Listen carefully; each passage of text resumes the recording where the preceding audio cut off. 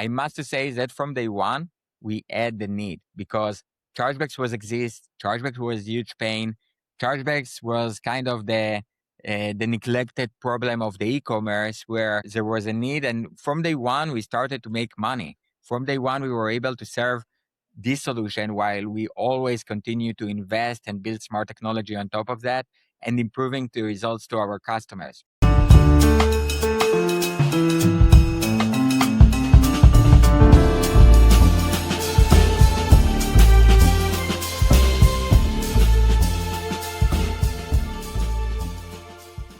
Hi folks, James here, and welcome to the Spyro Circle, this time in collaboration with Forbes Israel. We all buy things online, but there's this area of e-commerce that we don't really speak about, and that's chargebacks. Chargebacks are a $125 billion problem for merchants who are told by some consumers online that the charges that took place didn't really happen, so they're forced to reimburse them. It's a problem that's only getting more and more prevalent as the concept of friendly fraud increases. That's when consumers say that they didn't receive a package that arrived in the post or that a credit card was charged against their knowledge. A company called Just is working out these kinks in this problem. I spoke to its co-founder and CEO, Ofir Tahor, all about this. The company is growing. It's raised about $100 million and works with some of the biggest global players in the world. And what that means is that they are helping the merchants streamline some of the charges that are questioned by the consumers. Now, you might think it's a company that is on the side of big business and screwing over the consumer, but it's actually the opposite. Because if the ecosystem is healthy online, then consumers will have lower costs because merchants won't need to rise up their costs to pay for the chargebacks they have to pay. Anyway, this is an era of shopping that's called agentic shopping. And Just is operating in an area where they kind of think that agents, specifically AI agents, of course, will be making some of these transactions on behalf of humans. So we spoke all about this, and it was really interesting. And Ofir has quite a different mind because he's a second-time founder. He's been in a corporate position before.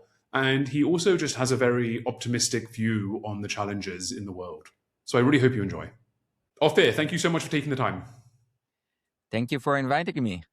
I want to hear about Just and the things that you folks are up to and the problem or challenge that you folks are addressing. So I want to give some context for those who are listening or watching now. The global payment system every day, there's through that system of people buying things and transactions taking place, there's kind of this $125 billion leak that no one's really mentioning, and it's people disputing everyday transactions.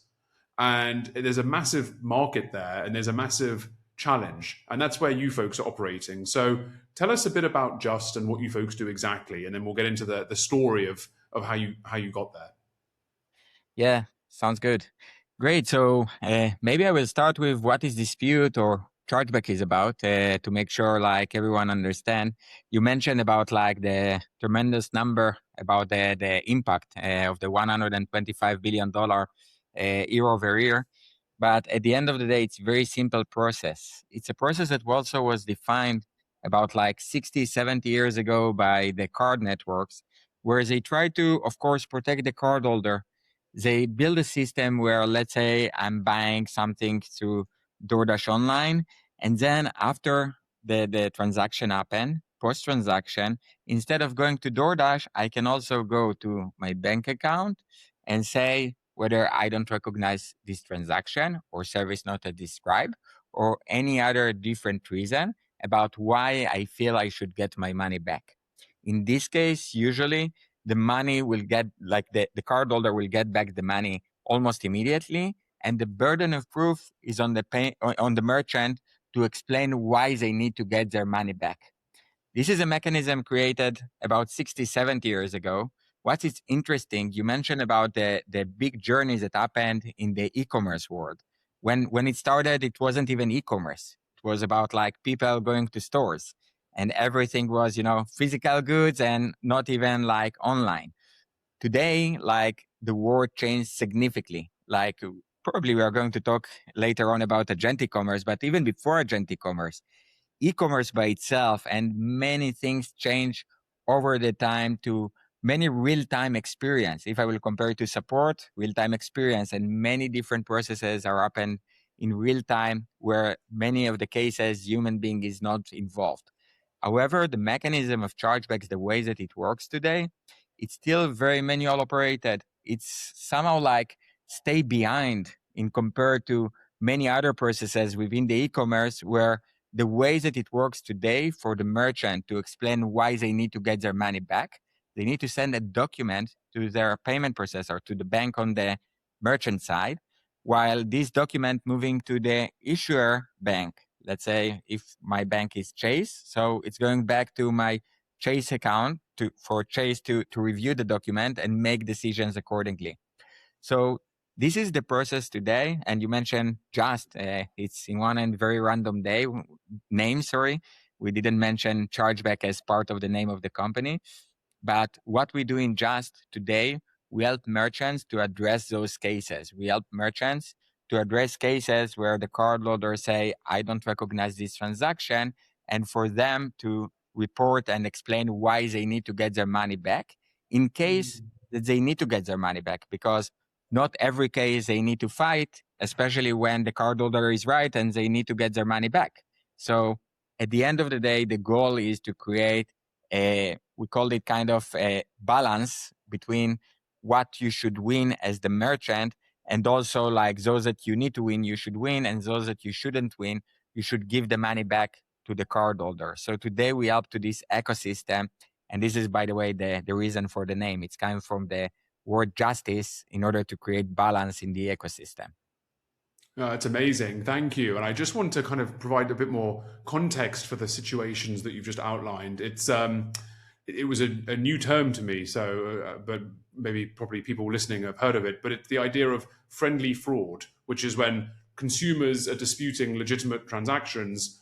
That's actually the second most common type of fraud globally. But your framing at Just is because people can hear what Just does and they think, oh, they're looking after the big companies, and they're, it's going to hurt the consumer because something like this is on the side of big business. But actually, what you're doing is you're on the side of the consumer, and as you mentioned, it's about getting justice for the legitimacy of transactions or the honesty there. Walk me through a typical scenario that you may be familiar with, and then talk me through about how that helps the consumer down the road.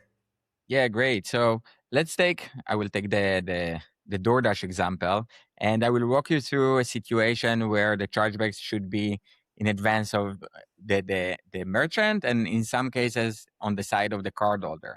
But between, like, let's take myself and yourself, James, we are kind of good consumer, means we are not trying to manipulate the system. But in some cases, I will say, I don't recognize this transaction because someone from my family ordered a pizza and they used my credit card. I wasn't aware about it. I was in I was in travel. So in those type of cases, if the merchant will provide a document that show that actually we got the pizza and what happened with all of the information, probably I will want to say, you know what? It's right. Like I shouldn't fight this case and I should pay for this service. On the other end, there are situations where, some of the consumers try to manipulate the system. And then at the end of the day, if the merchant don't protect themselves from those who are trying to manipulate the system and taking money, at the end of the day, the one who are going to feel the damage, it's not just the merchant itself. It's me and you, James, because we are good consumers and the cost of the product will be higher due to the fact that the merchant losing a lot of money for the friendly fraud situation where someone tried to say that they didn't get the product, but they actually got the product. So this is why every time, when we represent the merchant side, we always taking the fact that we making an healthier ecosystem that both sides taking advantage of that. And when you have an healthier ecosystem in a good balance, the prices, of course, are going to be reasonable with the fact that at the end of the day, the merchant won't suffer from that and they will return money where it should be returned. So this is where we are standing. And you're right. We are helping also the consumer with the fact that we help the merchants to manage the chargebacks in an healthy way. And if the ecosystem is healthy and operational and can help account for all of those things, then you're right. The costs will go down, hopefully, because those sunk costs you mentioned, they have to be filled in some way. And so what your argument is that a consumer will end up filling those holes. I saw that friendly fraud, is projected to grow 40% this year. Why is this a problem that's getting worse? First of all, it's easy to report a chargeback, and it's become more and more easier. On the other end, there is going to be more complexity that will create more chargebacks. Let's take, for example, agentic commerce. Agentic commerce by itself is going to create much more noise for the chargeback mechanism for one single fact. We are going to add another middleman to the process. I will give you an example. I didn't present myself that my background is as a developer, but everyone can use Cloud Code today to do a couple of things through the web. And for example, I took a flight from New York to London, and I booked my flight ticket, and it was at the end of the airplane. I tried to get a bit closer, and I used Cloud Code and set a limitation of $300 in order to get like better seat. So let's assume that this is the guidelines I gave to Cloud Code in regards to the transaction itself. If I'm going to pay $400, probably I will be disappointed. I will say, this is not what I expected. I didn't plan to spend 400. I set it for 300. But now there is going to be a middleman to the process between myself and, in this case, I won't mention the name of the airline, but it doesn't really matter the name of the airline. So once I will open the chargeback, who is going to take the liability? Is it the airline or the AI native tools themselves? I will give you another example. This case is like about the amounts, but it can be a different way. Like let's say that I will pay $200, great, but it moved me to the seat next to me and not like moving forward. Same thing. So the future is going to create much more complexity to the chargebacks because the way we are going to consume products in the future and services, it's not about this is exactly what I want and I click to choose this specific seat or this specific shirt. I'm going to give guidelines to another third-party solution who probably will know the best how to choose things for me because it's learning who am I. But on the other end, it's another middleman into the process and another layer that can create another complexity. And the problem moved from what happened there to who is responsible for this particular case. It's so interesting, and it adds such a different layer to all of the things that are happening with agentic AI and e-commerce and everything. And actually, these tools, these Claude codes that you mentioned, these LLMs that are doing these things, they're playing with people's money, so the stakes are quite high. And not a lot of people have $100 that they can willy-nilly have an agent spend on their behalf, and now they're fighting and contesting all these things.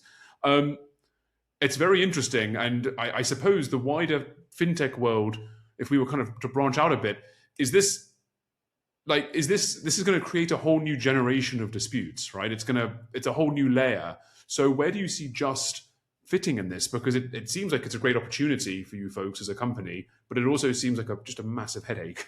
So what's the industry saying about these possibilities that you've mentioned?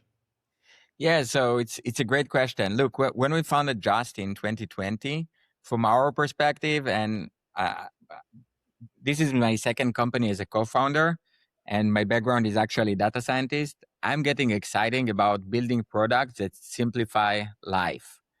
Chargebacks is a mechanism, as I described at the beginning, that was defined like 60, 70 years ago.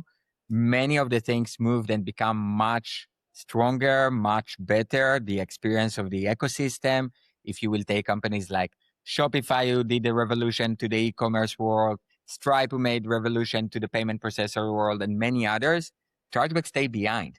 in this case, what really like made me exciting about building Just is the fact that this problem stay behind. There is a lot of opportunity there. And when I say opportunity, I'm like a problem solver, actually. And it's exciting because when you mentioned about more challenges from our perspective, this is why we exist.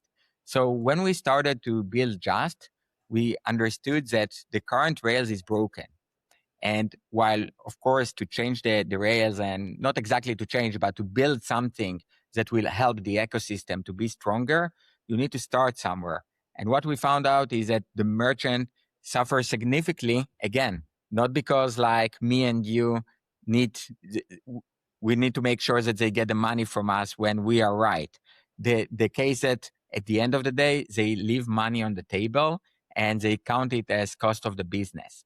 So going back to your question, like there are tons of challenges, make me exciting every day. Like I'm very tech oriented CEO and I'm very excited on a daily basis with every different challenge. And yes, agentic commerce is going to add a big challenge that makes us exciting because we know that now it's going to be a lot about technology. While in the past, like human being could write a document and maybe recover some of the money, and today we are using technology, we are using smart technology, our own machine learning that enable us to write the documents using machine and the expertise, of course, who fitting the machine to create better documents. In the future, it's all going to be API, data points moving from one end to another. And we're actually working on a solution that we solve it issuer directly to merchant in order to simplify, but again, the complexity behind it just getting more and more complex, while it required us to work harder to simplify the process and building the best ecosystem to this type of problem. Amazing. That's amazing. I do want to double tap on you and your journey and your mindset. When I was understanding about Just and when you were painting it to me and you were kind of painting this picture that I personally wasn't very familiar with, so it was great to kind of take a deep dive into this industry in this area. You broke down two challenges. You said it's a dual problem challenge. The first is understanding the situation, like you highlighted, like what is the charge, where does it appear, why did it happen, and the second challenge was messaging. So it's building the kind of evidence package, and LLMs need to kind of interpret and then present that. So talk us through these two challenges and how they complement each other. Great. So I will explain the technologies that we build, and I think it will help to understand how we address those chargebacks in the best way possible. That again, in one end, we understand whether we should fight or not fight the chargebacks, and once we believe that the merchant is right and this is the case, then we create the representment, the evidence document in the best way possible.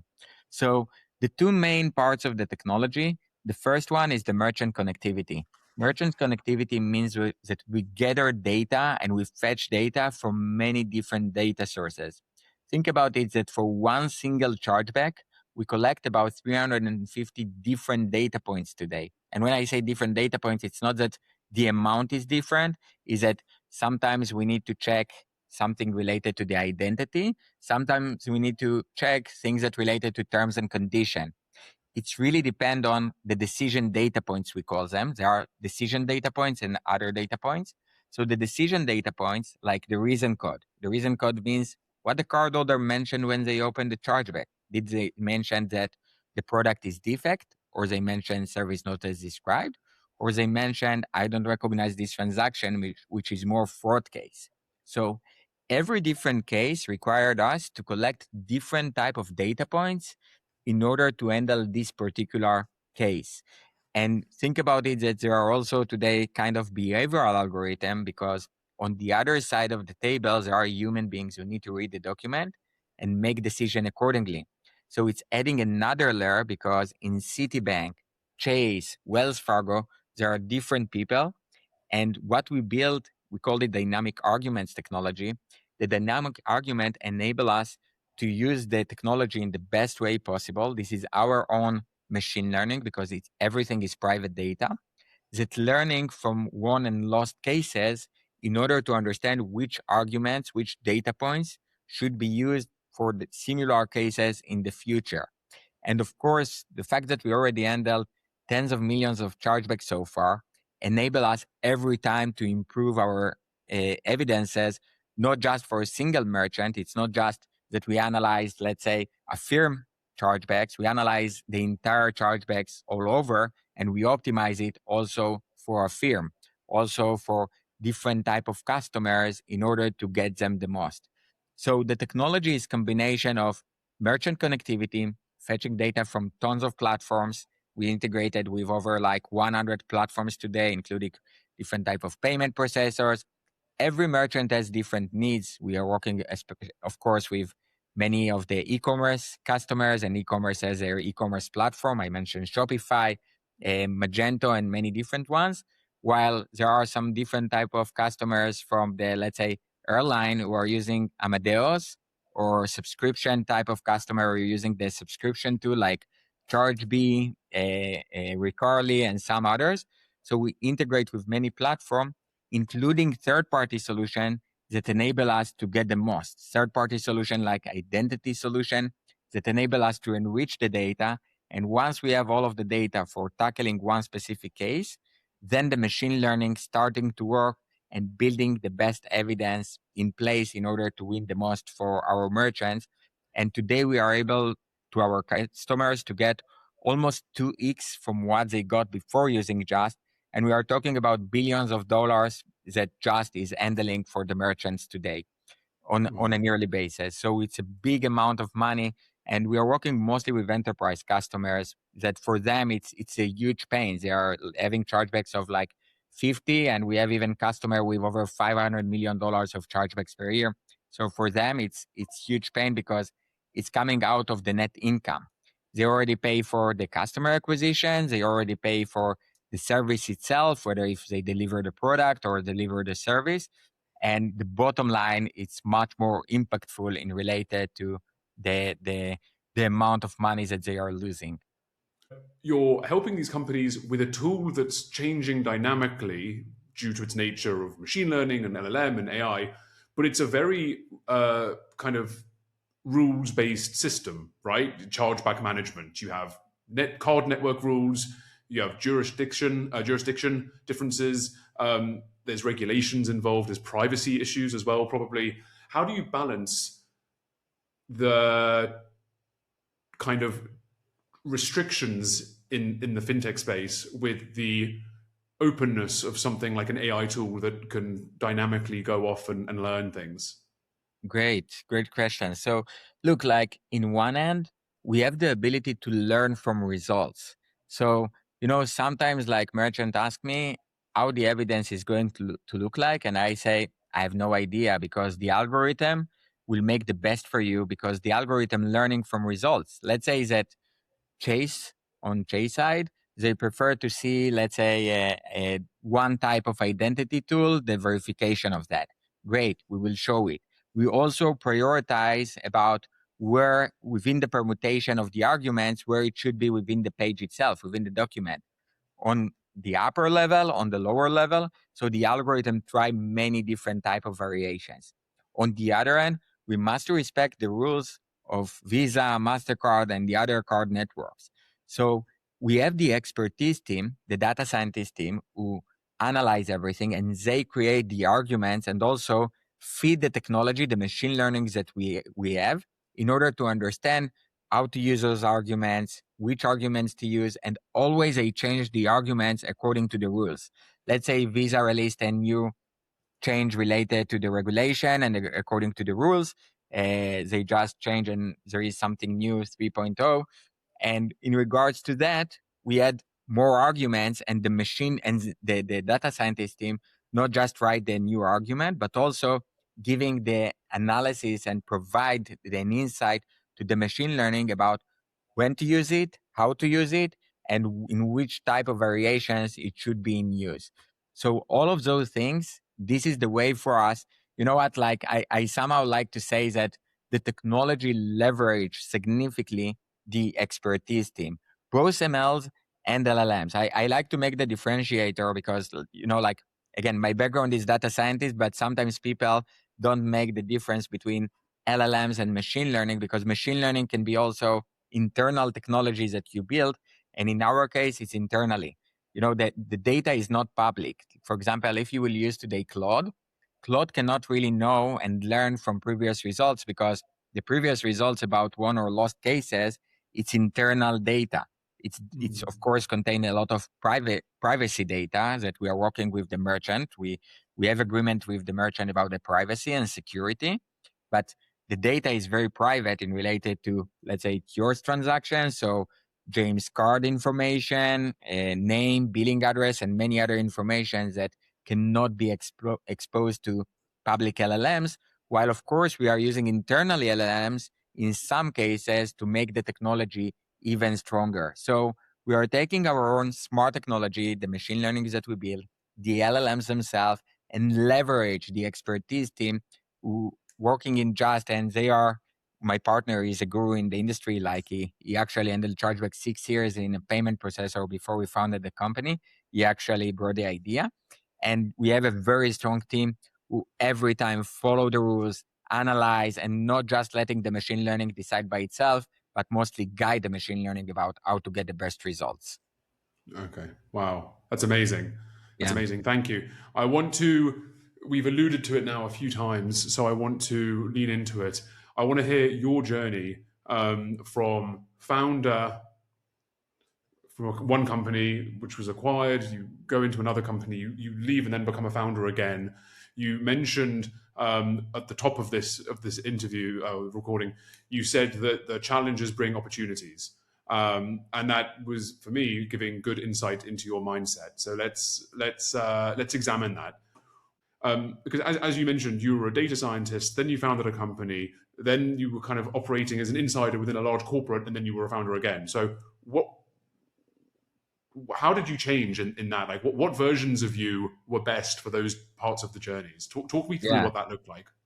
Yes, interesting. So first of all, like as a data scientist and like my master, I mostly focus on like game theory. Like from my perspective, I love to solve problems, big problems that you need to break to smaller problems. Like if you will take big rock and small rocks, and small problems like one by one tackle, and every time continue to look for more rocks and more problems to solve, because this is what motivates me every day to come to the office, and this what makes me like enjoy working. And of course, to be able to make it in the best way possible is using the teams and working with great people and talented people that we have here in the office, and also our offices in New York and London as well. So what makes me make this journey? Actually, it's funny because another CEO for a company went public, started the company when I started my previous company, Shopify. And he told me like, why you did it again? Why you started another company? I told him, look, like it's just like probably there is something in a founder that always push us to look for bigger challenges, to wake up and not like cannot go just for work. It's something that bother me not to look for bigger challenge. And once I solve the challenge, great. We need to look for the next one. So yes, I sold my previous company to Magento Commerce. I'm coming from the e-commerce industry. We built something very sophisticated there. As you mentioned, I'm data scientist. I serve as VP R&D, CTO positions in different companies. And from my perspective, like the previous company was a great solution where we enable merchants to advertise through the social network. So we were the first solutions that using Facebook API and Pinterest and Instagram to enable merchants to sell across the social networks. And over time, the algorithm, which was very sophisticated, that enable, we use the right timing during the day to advertise, and many of the things that, now it sounds very like obvious for many merchants, but 2012, like it was a big thing. And we built something very, very interesting and very sophisticated that, again, simplify complex problem. Creating advertising, especially for SMBs and mid-size, was very challenging back then. And today, yes, like I finalize it. We sold the company to Adobe Commerce. In Adobe, I continue to work a bit, but then of course it's bothered me to look for something new. So my partner came with the idea. He actually handled it manually, and he said, Ofir, you know what? Like, you are coming from the e-commerce industry. I think like it's something that like for sure needs much more attention, for sure needs better and significantly better solution from what existing today. And this is a huge opportunity. So, when I heard it, I said, okay, like it's exactly what I'm looking for. So I'm glad that he brought me to this opportunity. We started to work together, and he came with the idea that yes, we started manually, but this is where you take technology and leverage, because think about it, that today the technologies that we build is similar to a brain of someone who saw tens of millions of chargebacks and making a decision about how to create the best evidence for the next chargeback. No human being in the world can digest analyzing tens of millions of chargebacks and learning and know the information while the human being writing the next document. It doesn't make any sense.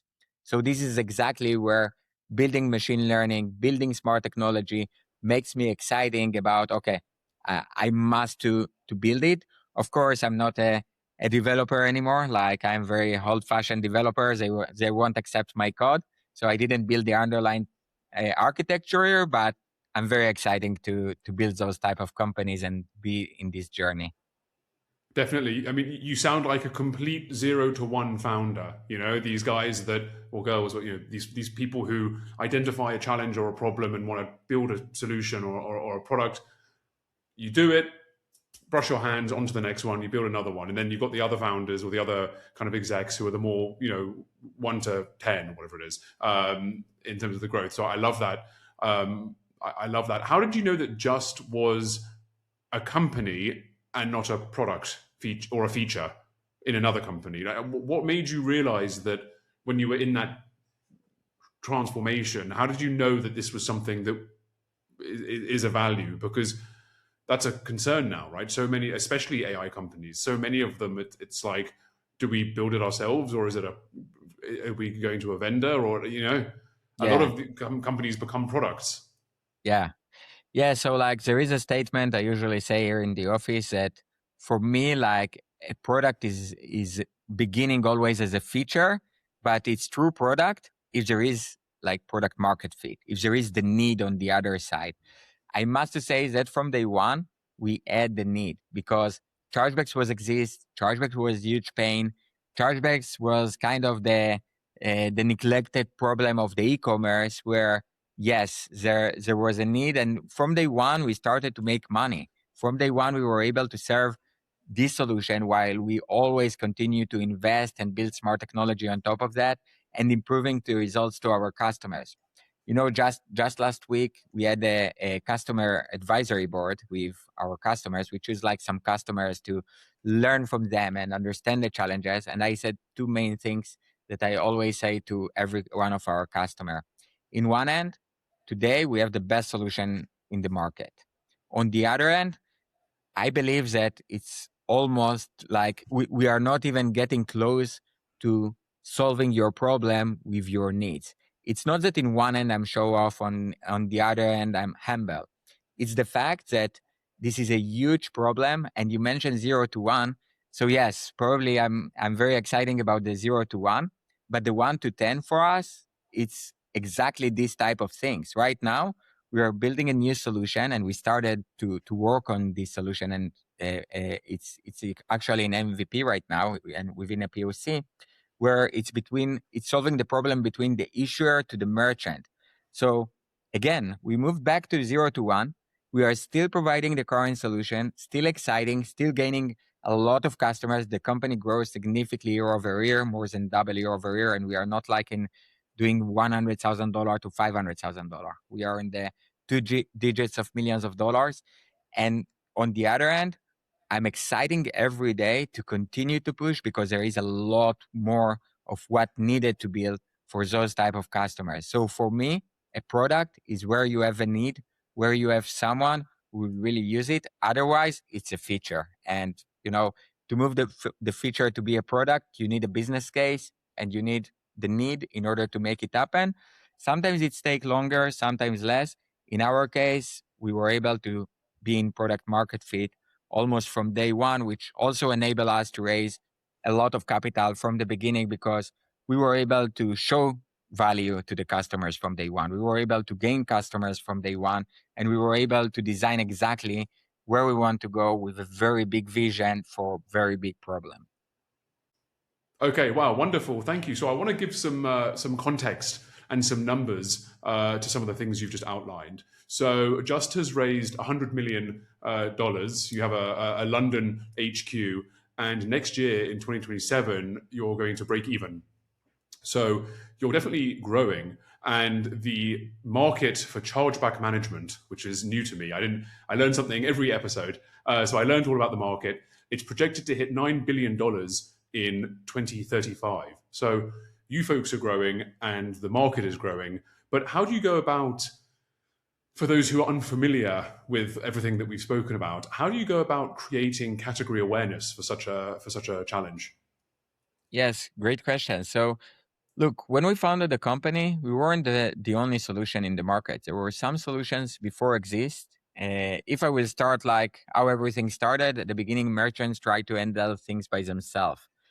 Some solutions like started back then in 2000, 2005, and actually offer to outsource the problem, which makes sense. You know, you don't want your team, let's say you are a firm or any other company, like you don't want the team to write documents. You want them to focus on what they are building. So there were solutions who come and outsource the problem and handle the chargebacks on your behalf while they own teams.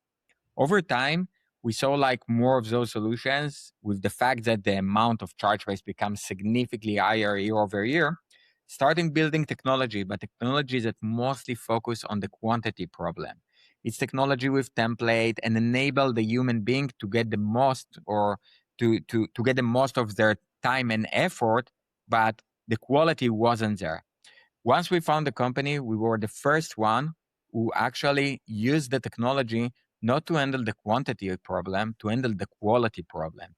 To try to use the technology, as I told you, with the machine learning that is similar to someone who read tens of millions of chargebacks and know how to handle the next one. This is the uniqueness that we brought from day one, and this is what we build and continue to build because it's not end, it's just the beginning. So, Mm. in related to how we define ourselves within the market itself, from our perspective, we see a strong flywheel of the marketing, the market ecosystem. Because the way for us to gain more and more customers is through having satisfied customers and satisfied partners who are aware about our offering. So, one number I can mention is that our growth retention is significantly higher. We are over 90% year over year. Our net retention growth also significantly higher, best in class, over 115%. And it's mostly related to that. It's mostly related to once you provide strong solution to the market, it's enable you to get more and more customers. I can tell you that today, like we have almost every food delivery company working with us. And it started with the first one seeing great results and more following them because we are able to show them the value. What is great about our solution is that showing the value, it's simple. It's dollar over dollar. Like if we are able to recover for you much more than you were able to recover before, it's easy for us to explain why you should continue to work with us. It's not about, if we will try to compare one SaaS solution to another, you need to compare features. And sometimes there are people who more like one feature rather than the other. But if we recover, let's say, $2 instead of $1 for the merchant, you cannot argue with me which one is better solution. So in some cases, we even tell to the merchant, you know what? You're using solution X. Great. Keep using it. Send us a equal volume. Or if you are handling manually by yourself, great. Send us equal volume and we will do A/B test. We'll show you that we can do better than what you have today. And actually, we never lost any A/B test up to date. So we always win whether if they use internal solution or one of the services. And this is the way for us to continue building something and growing the marketing present and our ability to become a category leader within this market. Amazing. Wow. Thank you. So as you keep growing, what does a successful Just look like? Are you folks the complete operating system for such a solution, or are you integrated somewhere? Like, what does the path ahead look like for you folks? Yeah, so today we are working with many merchants, and at the end of the day, what we see is that there is a need for better ecosystem. The fact that we are using today technology just to create a document, it's one step, but the true resolution is actually to handle everything using data points, handle both sides using technology. I will give you example. Today, let's say we are working with physical goods merchants. If we're working with one of them and we need to show the proof of delivery, what we are doing today, we are taking the package number from the merchant. We are taking also a lot of other data points, but I will focus now only on one single data point to clarify where we are heading to. So we'll take the package number. We'll go to the carrier API and get the package information. Getting the package information show us like where it was delivered, sometimes the image and different things. We don't stop there. We are going to identity solution to verify the billing address connected to the address that the product was delivered. We cross the data with some identity tools that show us information about the IP address of the machine running the transaction, the name of the person together with the email, and cross all of this information and making sure that the identity tools enable us to really verify those things. What we do after we gather all of the data, we are doing something that a bit weird today for me as a tech person. We are taking all of this data and throw it into a document. Today, this document is very strong, but on the other side of the table, there is human being reading the document that just saying, yes, the proof of delivery was very verified. This is the identity tools we are using. Those are the things. This person has 3 to 5 minutes to read this document. For sure, they have no time to go to the carrier API and validate it. For sure, they cannot validate all of the information we did. And for us, it's weird because we have the data structured. We are moving it back to be unstructured data to a document, which makes no sense.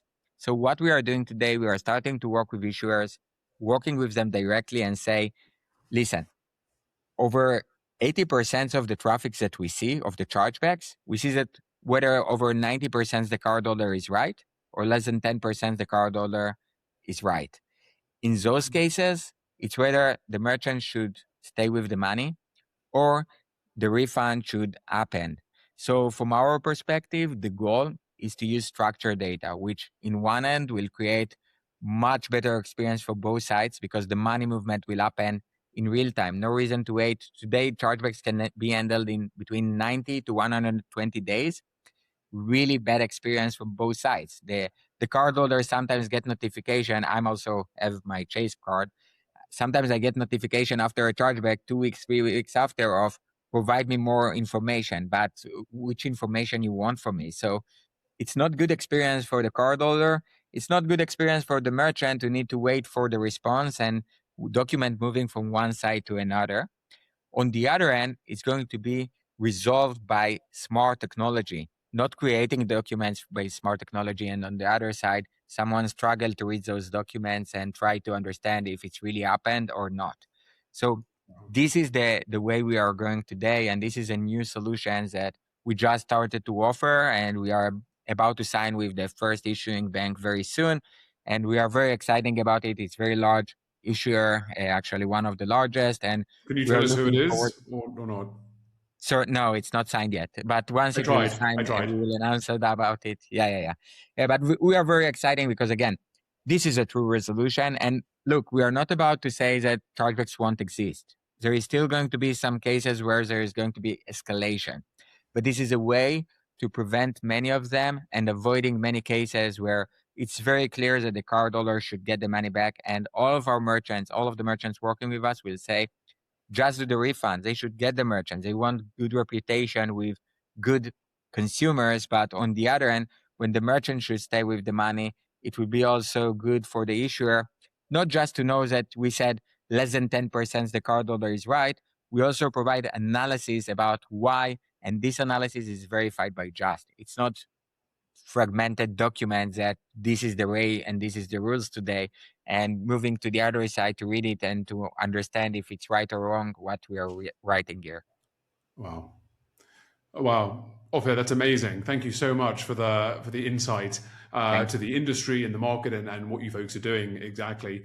We are running out of time, unfortunately. We're coming to the end of the episode, but I do want to bookend it by kind of bringing it, my last question to you, by bringing it back kind of full circle.